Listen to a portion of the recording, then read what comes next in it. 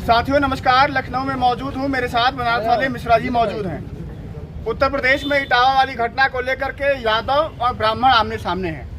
अब यादव और ब्राह्मण के समाज के लोग आमने सामने हैं कि कुछ लोग नेता हैं, ये कौन से वो लोग हैं जो इन दो जातियों को आपस में लड़ा रहे हैं, किससे किसको कितना फायदा है। राजनीतिक लड़ाई बन गई है कि दो समाज के मान और स्वाभिमान की लड़ाई बन गई है। यादव समाज का जितना अपमान होता है, शुद्धिकरण किया जाता है एक महिला के मूत्र के साथ, तमाम जो चीज़ें होती हैं उसी को लेकर के बातचीत करने के लिए मिश्रा जी मौजूद है। स्वागत है। बहुत बहुत। तो अब यादव जी के साथ यही होगा इस समय जो हो रहा है इटावा में, कभी पटेल जी के साथ, निषाद जी के साथ। अरे भाई, सवाल तो आपको योगी आदित्यनाथ जी से पूछना चाहिए था। रंग नंबर आप लगा के समाजवादी पार्टी के कार्यालय के बाहर आपको मालूम होना चाहिए कि इस प्रदेश में विपक्ष के प्रमुख नेता श्री अखिलेश यादव जी, सत्ता पक्ष के योगी आदित्यनाथ है। तो ये सवाल उनसे पूछना चाहिए था कि बटोगे तो कटोगे का जो नारा था उनका, उस नारे का क्या देन है, क्या रिजल्ट है इस उत्तर प्रदेश में। कह रहे थे कि हिंदू राष्ट्र बनाएंगे, तो यही सामंतवादियों का राष्ट्र है हिंदू राष्ट्र, यही जातिवादियों का राष्ट्र है हिंदू राष्ट्र। ये लोग जो भी योजनाएं और जो भी बात बोलते हैं उसका ठीक उल्टा होता है। आदमी और इंसान, कुछ लोग सीधा पैदा होते हैं, कुछ लोग उल्टा पैदा होते हैं। ये जितने भाजपाई हैं ये इंसानी रूप से उल्टा पैदा होने वाले आदमी हैं, ये उल्टा बात करते हैं। इस कानून ध्वस्त कानून व्यवस्था का पूरा जिम्मेदार भारतीय जनता पार्टी है। इस पूरा यादव और ब्राह्मणों के स्वाभिमान और सम्मान की लड़ाई जो पैदा किया है इन लोगों ने, जो आपसी जो लड़ाई पैदा किया, इसमें भारतीय जनता पार्टी की साजिश है। पूरी तरीके से वो जो लोग हैं उनकी अगर जांच की जाएगी तो भारतीय जनता पार्टी के लोग पाए जाएंगे। वहाँ की वो महिला है, वो कह रहे हैं कि यादव समाज की बहन बेटियों को चौराहे पर सरेआम नंगा करके घुमाया जाए, यादव की गर्दन काटी जाए। ये तो एकदम तय हो गया कि ये तब तो इस तरीके की जो भाषा है किसी महिला की, तो वो जरूर कहीं ना कहीं इस नीच मानसिकता का प्रदर्शन सिर्फ और सिर्फ भारतीय जनता पार्टी करता है, उनके नेता करते हैं। तो वो तय हो गया कि ये भारतीय जनता पार्टी का फेंका गया पासा था। और यह पासा इसलिए फेंका गया है कि पिछले सालों से आज तक जो ब्राह्मणों के ऊपर योगी आदित्यनाथ जी के सरकार में हमले हुए, उससे पूरा ब्राह्मण समाज आज जो है श्री अखिलेश यादव जी को अपने नेता के रूप में महसूस कर रहा था, उधर घूम रहा था।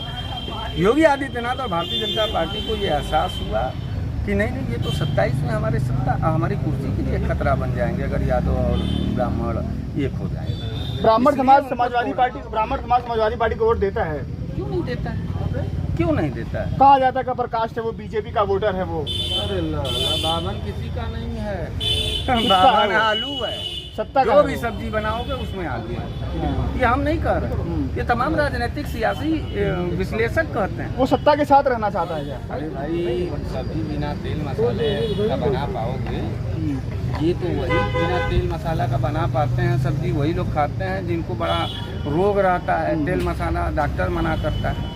तो ये बात नहीं है। समाजवादी पार्टी को ब्राह्मणों का आपको शायद आप 22 का चुनाव का डाटा उठा के देखिए, ब्राह्मणों ने जो है 6% 52 विधायक बात आप सुनना नहीं चाहते। 52 विधायक है विधानसभा में, 52 में से 48 या 46 बात पूरी सुनिए। भाजपा कार्यालय से आए होंगे ट्रेनिंग लेकर, ठीक है, इसलिए ना बोलने, जो पत्रकार बोलने न दे विपक्ष के नेता, वो समझ जाओ कहीं ना कहीं से लिफाफा लेके आया। ठीक है। 6% के लगभग 2022 में ब्राह्मणों ने समाजवादी पार्टी को वोट किया। अब सवाल बताइए, आप जैसे कह रहे हैं कि भाजपा ब्राह्मण विरोधी है, आंकड़े ये हैं कि वर्तमान की विधानसभा में यूपी में 52 ब्राह्मण विधायक है, 52 में से 46 जो हैं बीजेपी के हैं, मात्र 6 जो हैं समाजवादी पार्टी के और उन दलों के हैं। 6 में समाजवादी पार्टी ने नेता विपक्ष श्री माता प्रसाद पांडे जी को ला करके रखा। क्या लोग है समाजवादी पार्टी की तरफ से? और मैं उन ब्राह्मण समाज के लोगों से पूछना चाहता हूँ, क्या लेना चाहते हो? कितनी हिस्सेदारी? वोट भी नहीं दिया, पूरा उठा के दे दिया समाज भारतीय जनता पार्टी। तो मैं पूछना चाह रहा हूँ, उसके बावजूद भी समाजवादी पार्टी के लोगों ने ये तय किया कि नहीं, श्री माता प्रसाद पांडे जी हमारे सदन के नेता हों, दिया सम्मान। और समाजवादी पार्टी का कार्यकाल 2012 से 17 तक का उठा के देख लें, वो जितने भी योजनाएं हैं उसमें भागीदारी ब्राह्मणों को दिया है। अब पेट भर करके किसी का गला काट लो तो वो एक अलग बात है, उसमें हम नहीं कहेंगे। और ये जो आरोप आपने लगाया है ना, ये पूरे उत्तर प्रदेश के ब्राह्मणों का आरोप नहीं है, ये सिर्फ कुछ बिके हुए भारतीय जनता पार्टी के दरवाजे पे बिके हुए ब्राह्मण संगठन और ब्राह्मणों की बात आप बतिया रहे हैं। हम लोग भी ब्राह्मण हैं, हम लोग तो ललकार करके खड़े हैं, चिल्ला रहे हैं अखिलेश जी अखिलेश जी अखिलेश जी, समाजवादी समाजवादी समाजवादी। तब कनवा में खूंट जम गया है और भाजपाइया का बात सुनने के लिए आपके अंदर मशीन लगा लेते हो, तुरंत क्लियर बात सुनाई देता है। ये कान बदलवाने का सिस्टम ठीक करवा लो। यादव समाज के लोग श्रीमद् भागवत की कथा कहते हैं। अरे भैया, वो भारतीय जनता पार्टी की साजिश थी कि यादव और ब्राह्मण एकजुट न हो। 27 की कुर्सी खतरे में।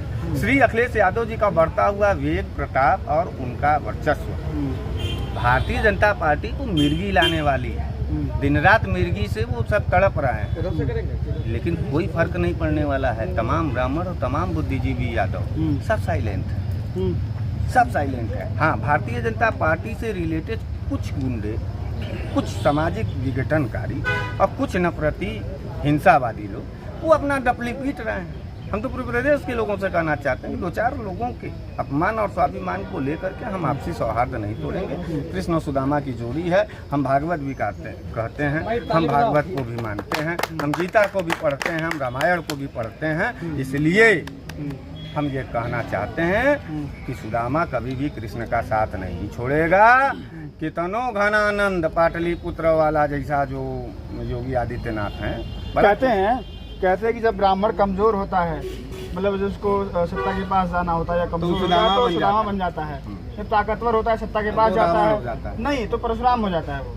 नहीं, परशुराम जी आपके खिलाफ कभी नहीं थे, ये आपको बरगला दिया गया। परशुराम जी जिसके खिलाफ थे वो परशुराम जी के खिलाफ है आज के तारीख में, वो दिख रहा है। योगी आदित्यनाथ परशुराम जी के सबसे बड़े दुश्मन के रूप में उभरे हैं पूरे देश में। इसलिए ये योगी आदित्यनाथ जी का चाल है, निजी चाल है कि ब्राह्मणों को कमजोर करो। और ब्राह्मणों को हमेशा साथ किसी ने दिया, तन मन धन से, स्वाभिमान और सम्मान से, तो यादवों ने दिया। और ये प्रेम उनकी आंखों में खटक रही है, इसलिए वो तोड़ना चाहते हैं। हम आपके चैनल पे फिर दावा करते हैं कि अभी तो यादव और ब्राह्मणों की लड़ाई आपने देखा है ना, चंद महीने और कुछ रुक जाइए, भारतीय जनता पार्टी जरूर दलितों और यादवों में भी लड़ाई लड़वाएगी और यही कहेगी कि पीडीए के बढ़ते हुए जनाधार को रोकना है। और यही साजिश किया जा रहा है कि अखिलेश यादव जी और पीडीओ को बदनाम कर करके और इनको कमजोर किया जाए, ताकि सत्ता में फिर से भारतीय जनता पार्टी बैठे। इटावा घटना से किसको नफा नुकसान है?